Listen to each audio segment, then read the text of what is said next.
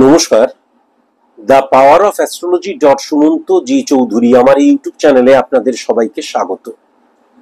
এখন আমি আলোচনা করব মিথুন রাশির জাতক জাতিকাদের 5 জন বন্ধু।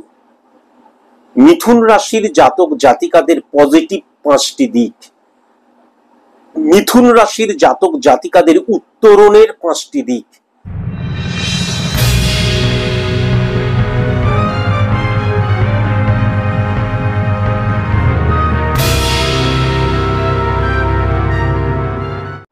আমি আগেও বলেছি, বহুবার বলেছি যে যেহেতু আমি যদি পশ্চিমবাংলাকেই ধরি তাহলে মিথুন রাশির জাতক জাতিকাদের যদি দেখা যায় কয়েক লক্ষ মিথুন রাশির জাতক জাতিকা রয়েছে। আমি যেহেতু এটি একটি সার্বিক আলোচনা করছি, তাই জন্য আপনারা যদি একদম ডিটেলিং আলোচনা বা 100% অ্যাকুরেট আপনাদের সম্পর্কে জানতে চান, তাহলে কিন্তু অবশ্যই কোনো সায়েন্টিফিক অ্যাস্ট্রোলজারের কাছে গিয়ে নিজের ছকটি প্রেডিকশন করিয়ে নেবেন এবং নেগেটিভিটি গুলোকে ফাইন্ড আউট করে সেটাকে অবশ্যই শর্ট আউট করবেন, রোগ পুষে রাখবেন না। অ্যাস্ট্রোলজিক্যাল যে প্ল্যানেট, সেই প্ল্যানেট গুলো কিন্তু আকাশের শনি, রবি, মঙ্গল, বুধ, শুক্র নয়। অ্যাস্ট্রোলজিক্যাল প্ল্যানেট রিপ্রেজেন্ট করে আমার হরমোনকে। তাহলে আমার মধ্যেই নেগেটিভিটি, আমার মধ্যেই পজিটিভিটি, আমি কোনটাকে জাগিয়ে তুলছি, কোনটা আমার জীবনে ইনফ্লুয়েন্স ক্রিয়েট করছে, কোনটাকে আমি ইমপ্লিমেন্ট করছি, এটা কিন্তু সবচেয়ে বড় কথা। তাই জন্য অবশ্যই কিন্তু কোনো সায়েন্টিফিক অ্যাস্ট্রোলজারের কাছে গিয়ে অবশ্যই নিজের প্রেডিকশনটি করিয়ে নেবেন। আমি কিন্তু এটা কেবলমাত্র একটা সার্বিক আলোচনা করছি। এখন সায়েন্টিফিক অ্যাস্ট্রোলজার কে? পশ্চিমবাংলায় এখন সবাই বলে আমি সায়েন্টিফিক অ্যাস্ট্রোলজার।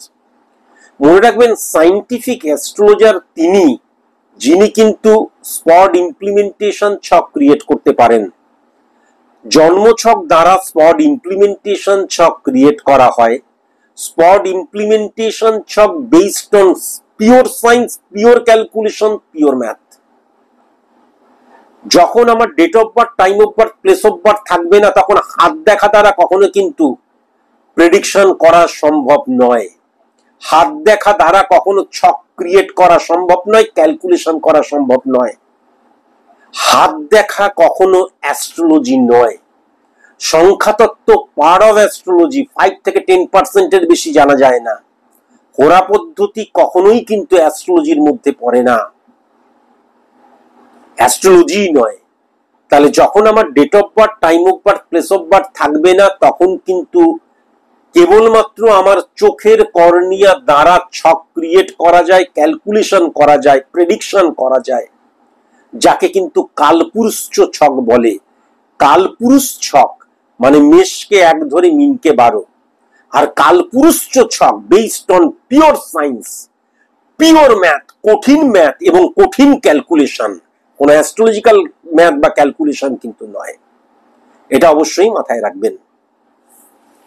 এখন মিথুন রাশির জাতক জাতিকাদের ক্ষেত্রে খুব ভালো মতন যদি লক্ষ্য করা যায়, এরা না প্রতিটা মুহূর্তে রং চেঞ্জ করতে পারে এবং এরা না একদম পিওর জলের মতন।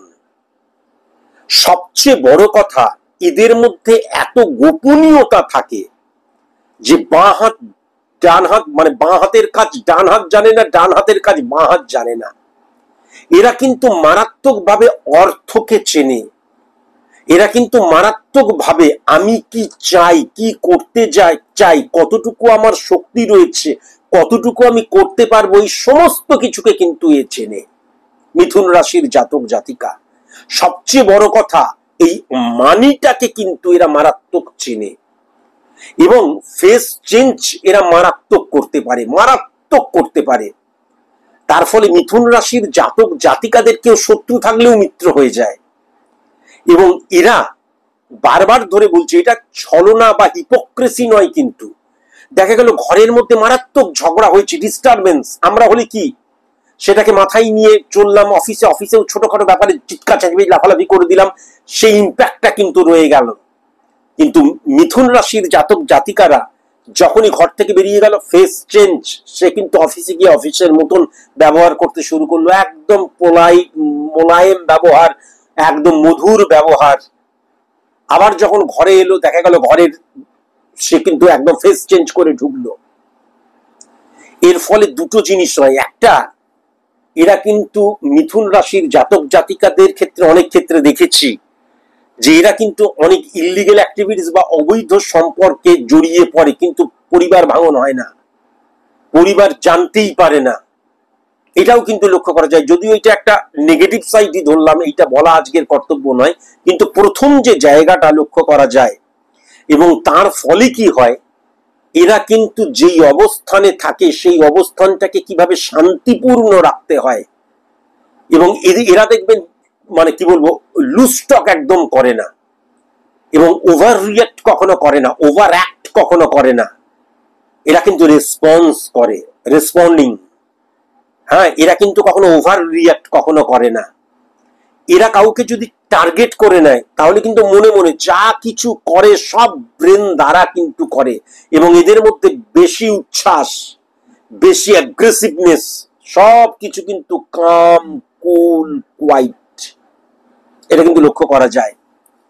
সবচেয়ে বড় কথা, জীবনে আমার জীবনে জৈবিক চাহিদাগুলোকে কিভাবে ক্যাচকটকট করতে হবে, করায়ত্ত করতে হবে, এরা কিন্তু মারাত্মকভাবে জানে।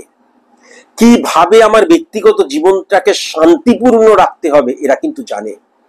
স্বামী স্ত্রীর মধ্যে ঝগড়া হচ্ছে, আমার এক্সপিরিয়েন্স আমি নিজের চোখে দেখেছি, আমার এক স্টুডেন্ট ছিল, স্বামী স্ত্রীর মধ্যে ঝগড়া হচ্ছে, সেপারেশন হয়ে যাবে, ডিভোর্স ফাইনাল, কিন্তু তার পাশের ঘরে বাবা মা ছিল, সেই বাবা মা পর্যন্ত জানতে পারিনি। সে কি এদের এই অবস্থা, কই কখনো তো এরকম মনে হয়নি, পিতা মাতা পর্যন্ত বুঝতে পারেনি। ঘরের মধ্যে দেখা যাচ্ছে ওয়াইফের বা হাজবেন্ডের বা কারোর মারাত্মক রোগ, প্রতিদিন হাজার হাজার টাকা খরচা হয়ে যাচ্ছে, আয়া আসছে একটা শিফটেড আয়া, পাশের বাড়ি বুঝতে পারছে না, বলছে না শান্তিপূর্ণ তো রবীন্দ্রসঙ্গীতের গান শুনছিলাম। অথচ আমরা হলে পরে কি হবে, একটা এই দিক থেকে ওই দিক হলে পাড়াকে জড়ো করে একাকার হয়ে যায়। এরা কিন্তু একদম শান্তিপূর্ণভাবে সমস্ত কিছুকে কিন্তু ছেদ করে দেয়। এটা অত্যন্ত পজিটিভ সাইড, কিন্তু এটা লক্ষ্য করা যায়।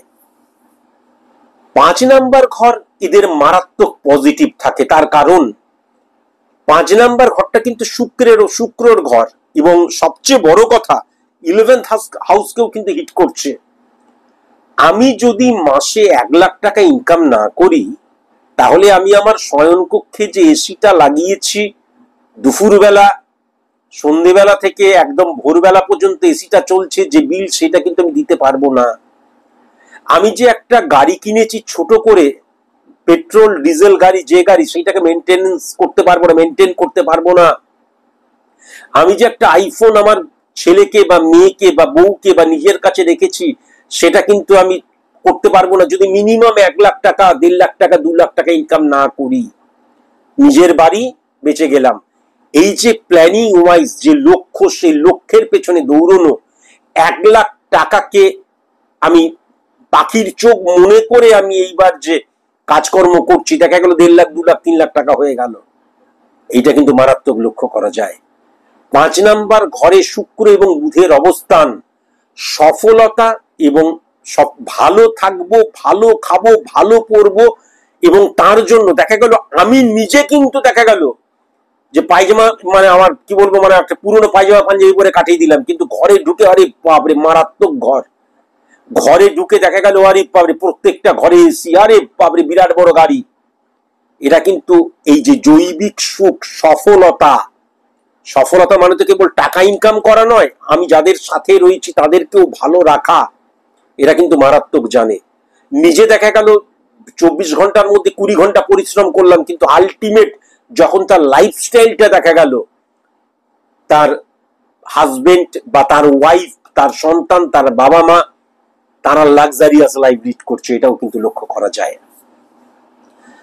8 নাম্বার ঘরটা সবচেয়ে ইম্পর্টেন্ট হচ্ছে, 8 নাম্বার ঘরে বুধ কিন্তু সবচেয়ে পাওয়ারফুল হয়, এবং 8 নাম্বার ঘরটা ঘরটা কিন্তু শনির ঘর, শনি এবং বুধ মানে ডেপথ দেয়। এরা যখন কোনো কাজ করে সেই কাজ সম্পর্কে এরা কিন্তু একদম নখদর্পণে, সার্ভিস করুক, বিজনেস করুক, যাই করুক, সেই কাজটা কিন্তু এরা 100% জানে। যদি কোনো সাবঅর্ডিনেট না আসে বা আমার কোনো পার্টনার না আসে, আমি একাই কাজটা করে ফেলতে পারবো, এতটা রপ্ত থাকে কিন্তু এরা কাজের মধ্যে। শনি এবং বুধ 8 নাম্বার ঘরকে হিট করলে তার মারাত্মক ডেপথ থাকে, এবং যেহেতু সমসপ্তমে 2 নাম্বার ঘরকে হিট করছে, দৃষ্টিভঙ্গির মধ্যেই হচ্ছে, কাউকে পরোয়া করি না, আমি একাই করে নিতে পারি। আমি সাবঅর্ডিনেট রেখেছি ঠিক কথা, কিন্তু কারোর উপর নির্ভরশীল নই, এটা কিন্তু লক্ষ্য করা যায়। এটা অত্যন্ত পজিটিভ দিক। কিন্তু আবার 9 নাম্বার ঘরটাও কিন্তু শনি এবং বুধের অবস্থান। সর্বপ্রথম যেটা লাক, ভাগ্য, নিয়তি, আপনি জিজ্ঞাসা করুন কোন মিথুন রাশির জাতক জাতিকাকে, হ্যাঁ মানি, কিন্তু তার কাজের মধ্যে কখনো আপনি দেখবেন না ও ভাগ্যে আছে, ভাগ্যে থাকলে হবে, বসে রয়েছি না। সে কিন্তু 10% কাজ করার হলে 30% কাজ করছে। সে লাক, ভাগ্য, নিয়তি, কপালকে মানছে, কিন্তু তার জন্য সে বসে নেই কখনো, তার আশায় সে কখনোই বসে নেই। সে কিন্তু তার ডিউটিটা, ওই যে বললাম 30% করার প্রয়োজন হলে 90% বা 100% করছে। এটাও কিন্তু মারাত্মক পজিটিভ দিক।